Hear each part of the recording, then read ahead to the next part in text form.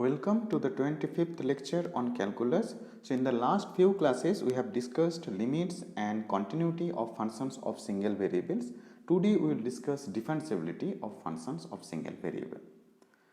The derivative of a function at a point describes the rate of change of the function near that point.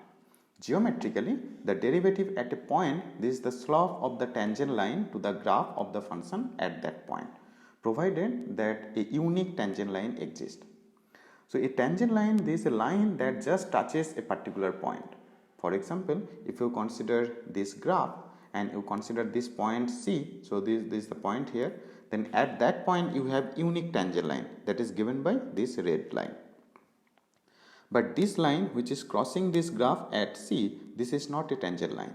Okay, this blue line, this is not a tangent line. So in this case you have unique tangent line at this point C.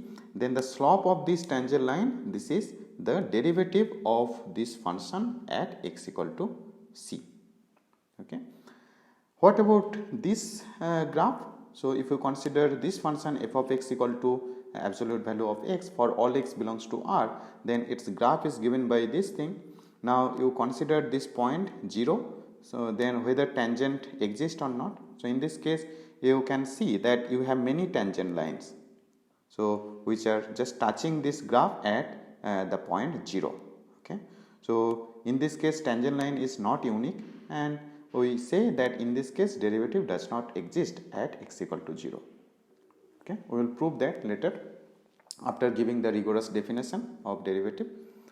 Okay, the slope of a linear equation written in the form y equal to mx plus b, this is just m. So if you consider this line whose equation is given by this y equal to mx plus b, then its slope is m.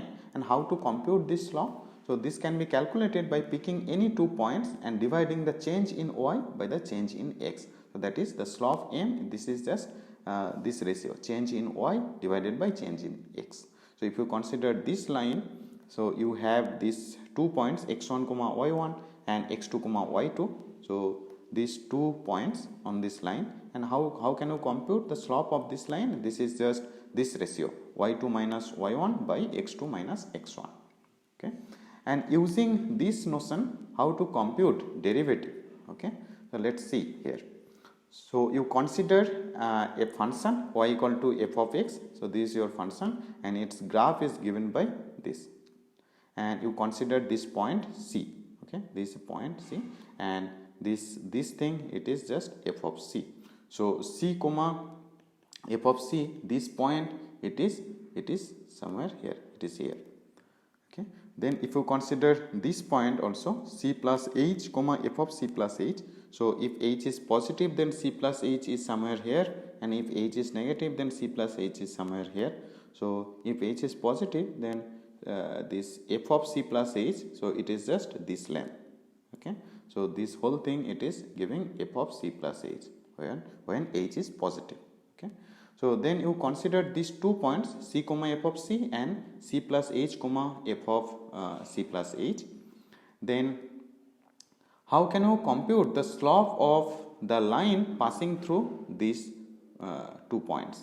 Okay, so the slope is given by then this formula. So this is the change in y-axis divided by the change in x-axis.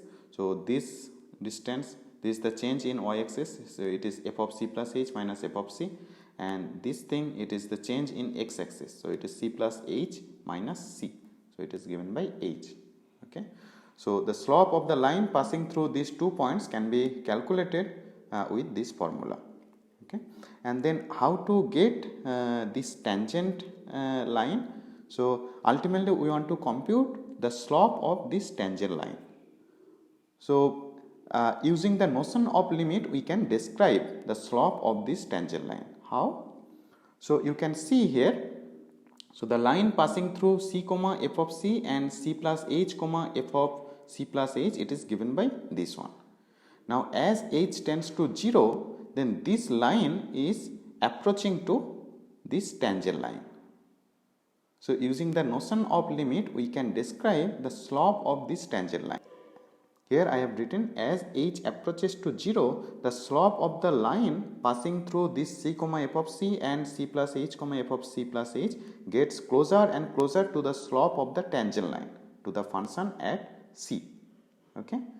Of course, if this tangent line exists, then this limit h tends to 0, f of c plus h minus f of c divided by h. So, this limit it is giving the slope of this tangent line. Why? Because so this line, this is the line passing through c comma f of c and c plus h comma f of c plus h. So, as h tends to 0, then this line it is actually coinciding with this line, this tangent line. Okay. So, that is why the slope of this tangent line it can be described using the notion of limit, and this is given by this. Okay. And this is the notion of derivative. So, if this limit exists, then we say that f is differentiable at the point c and derivative is given by this limit. Okay. We denote it by f prime of c. So, here is the rigorous definition of differentiability. You consider a function from this open interval to the set of real numbers, and suppose c is a point in this open interval, then we call that this function it is differentiable at c if this limit exists. And in this case, so in the case that when this limit exists, then this limit is called the derivative of f at c, and we denote that derivative of f at c by this thing, f prime of c, or sometimes we denote it by df by dx of c. So, it is derivative of f at the point c, and sometimes we also denote it by dy by dx of c, where y is just f of x. So, here is a remark that if derivative of f exists at the point c, then this derivative it is just this one, and this thing so another interpretation you can think this limit as this one. So, both these limits are same actually. So, this is just giving another interpretation of derivative of f at the point c. Okay.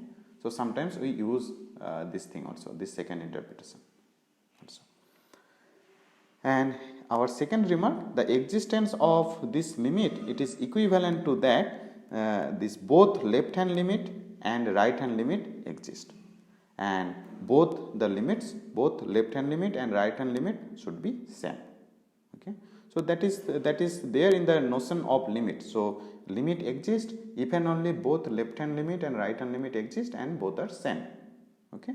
So, in this case also, so we can say, so we equivalently we can say that f is differentiable at the point c if both left hand limit and right hand limit of this thing exist and these are same, and in that case this value it is just this derivative, we denote it f prime of c. Next we should see some examples. So, here is our first example. You consider a constant function f from the set of real numbers to itself. This is given by f of x equal to k for all x belongs to R, where k is some constant, okay, real number. Then what is the derivative of f at any point c? So, you consider any point c, then derivative of f at c it is just 0. How to compute that? So, we will use the definition of derivative of f at c. So, f prime of c it is given by this limit if it exists, and let us see whether this limit exists or not. So, this thing f of c plus h minus f of c it is just k minus k. So, it is just 0. Okay. So, this whole thing it is just 0, and limit of this constant function 0 it is just 0. So, this limit exists, and therefore, f is differentiable at the point c, and this derivative is given by this thing 0. Okay. And here we are considering any arbitrary real numbers. Okay. So, we can conclude that f prime of c is 0 for every c belongs to R. What about this function? So, our second example, you consider a function f from the set of real numbers to itself defined by f of x equal to x power m, where m is some positive integer. Okay. Then I claim that you consider any point c, then derivative of f at c it is given by m times c power m minus 1. So let's prove this. So you consider this point C, and let's see whether this limit exists or not. So if this limit exists, then this limit is the derivative of f at C. Okay. So f of C plus h minus f of C, it is just you substitute this function values. So it is C plus h power m minus C power m, and then this binomial expansion, it is giving this thing. Okay. So then so this expansion minus C power m, so this term will cancel out. Okay. So ultimately you will get this term divided by h. So ultimately you will get m times C power m minus 1 plus h times something, and if you take limit as h tends to 0, then this term will be 0. Okay. So ultimately you will get, it is this limit, it exists, and it is same as m times C power m minus 1. So derivative exists at C, and it is given by this thing. And here is our last example. So in this case you consider that function. So f of x equal to so here is our last example. So in this case you consider this function f of x equal to absolute value of x for all x belongs to R. Okay. So then its graph is given by this. Okay. So this can be expressed in this way, that if x is negative, then f of x is just minus x, and if x is positive or 0 onwards for all the points, f of x is x. Okay. So then we claim that this function, it is differentiable at every point which is non-zero. So at every non-zero point it is differentiable, but it is not differentiable at 0. So how to prove that? So you consider a positive real number C, and then let's prove that derivative exists at C. So f prime of C, it is just this thing by formula, and then if you consider a neighborhood of C, so suppose C is here, then if you consider a neighborhood of C, then in that neighborhood this all the points are positive. Okay. So f of C plus h for sufficiently small h, then C plus h, that is also positive. So f of C plus h, it is given by C plus h. Okay, because of this. And then f of C, of course it is C. So ultimately you will get that limit h tends to 0, h by h. So this is just 1, and limit of 1, it is just 1. And when C is negative, then this f prime of C, it is given by this, and in that case you have to consider some point here, and of course in a neighborhood all the points will be negative. Okay. So for sufficiently small values of h, then since C plus h, that is also negative, so f of C plus h, that is given by minus C plus h, and f of C, that is also minus C. So altogether you will get that it is minus C plus h plus C, so it is minus h divided by h, and this whole thing is minus 1, and limit of minus 1 is minus 1. So when C is positive, then derivative exists, and derivative at C, it is just given by 1, and when C is negative, then also derivative exists, and derivative is given by minus 1. What about C, this point C equal to 0? So in this case, let's compute this right hand limit and left hand limit.